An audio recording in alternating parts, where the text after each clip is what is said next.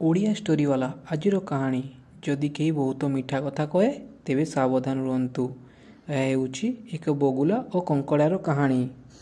गोटे पोखरी रे बहुत माछ और कंकड़ा रोते आउ सेठी गोटे चतुर बगला बसुला। से दिने सबू माछ मानक आसी कहला यही पोखरी बहुत जल्दी सुखिवाक जाऊँगी, मु तुमको पाखरे अन्य एक पोखरी को नहीं जीवी। ता कथा को सबू माछ माने भरोसा करिले। बगुला गोटे गोटे कर माछ मानक निज थंटरे नहीं जाऊे और रास्तार खाई दे।